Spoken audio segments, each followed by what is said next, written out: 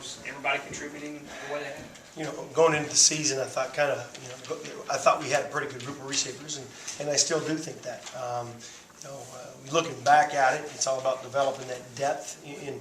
One of the things we talk about here at Mississippi State is making sure we maximize the potential of each individual, and it takes time. It takes time. Everybody wants to walk into that situation and be the guy right away, but if you take a look at each one of these individuals right now, between Fred, I'll go through the top 6 guys that are playing right now, between Donald, between Malik, those 2 guys were new additions that obviously came in spring and have developed, had a spring to develop. And take a look at even Bear and Fred and Joe. Those guys have been around the program now. This is year 3 for them, year 4 for a couple of them, year 5 for Joe. So it's about developing and maximizing the potential of each individual. But we're on pace right now where we need to be. We've got to continue to keep working.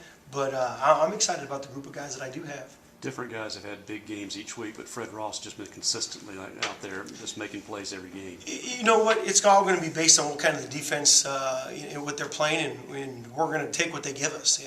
If it's sometimes depending on what formation we're in, if the defense is playing a 1 high or 2 high set, it may depend. It might be the outside guy that's having a big day, and if they're playing a 2 high shell, hard corners, it's probably going to be the inside guys that have a big day. So each one of them understand that.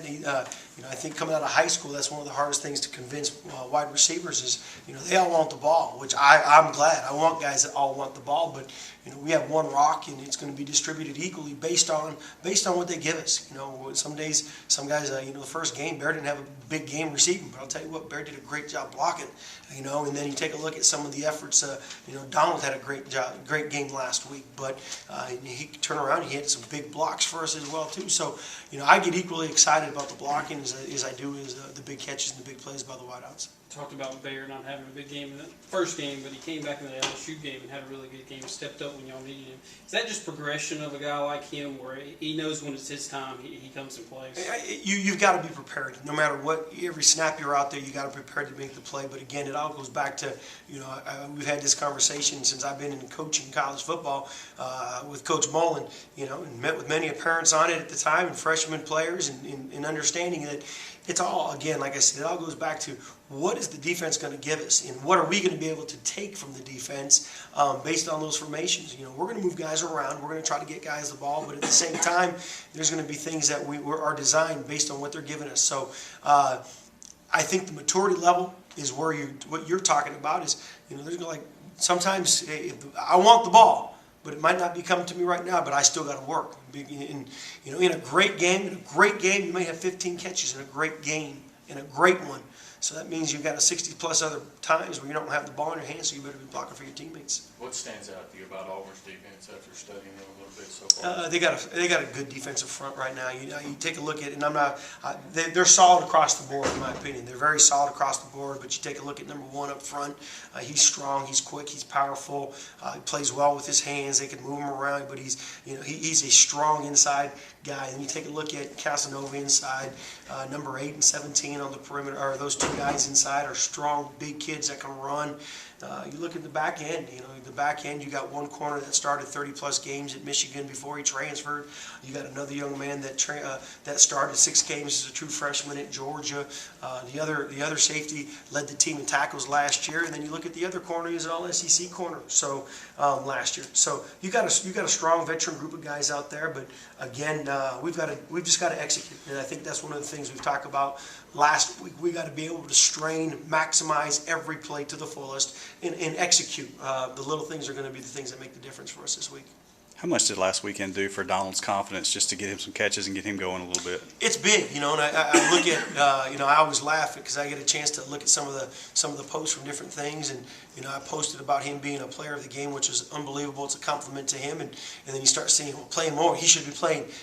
People don't realize is, Don, you play guys when they're ready to play, and as a coach, we get a chance to see and develop our players. He pulled up a little bit in the first game with a hamstring. People might not know that. He was tweaked a little bit, and he was tweaked going into the second game of the season. So this was the first game where you really saw a full 100% healthy Donald great, and it was great to see because from my standpoint, I got a chance to see him play. I got a chance to see him execute at a high level, and it gives him confidence. It gives him great confidence going to the next game, but not only him, it gives the team confidence, and it gives the coaching staff that earned you play when you're ready kind of confidence. So it was a big game, and it was a big deal for him. Does that same confidence apply to Gabe Miles after the game he had? It's huge, you know. You take a look at where Gabe and, Gabe is right now. Gabe had a chance. He's had a chance to mature a little bit as well. He's a guy that came here, didn't have any really time playing at the receiver position out of high school. Extremely dynamic with the ball in his hands. Played the freshman year as a DB. Last year kind of broke in as a freshman. We threw him in as a redshirt freshman, but he got that playing time. He got that experience. He got the majority of his catches were behind the line of scrimmage. He was learning to be a wide receiver, and this year again, this game was big for him. It gives him that confidence level. It gives his teammates a confidence level. He's an extremely blessed player, talent level wise, but it's the same thing. You play players when they're ready to play, and you get them those reps. And every time a player is ready, they've earned that responsibility during practice by going over and over and making that play over and over. He hasn't, as a true freshman, it's hard to put you in that position because you haven't had those mental reps, the physical reps in practice. It takes thousands of reps to get where you need to be, and so he's year 3 into the program. He's right where he needs to be.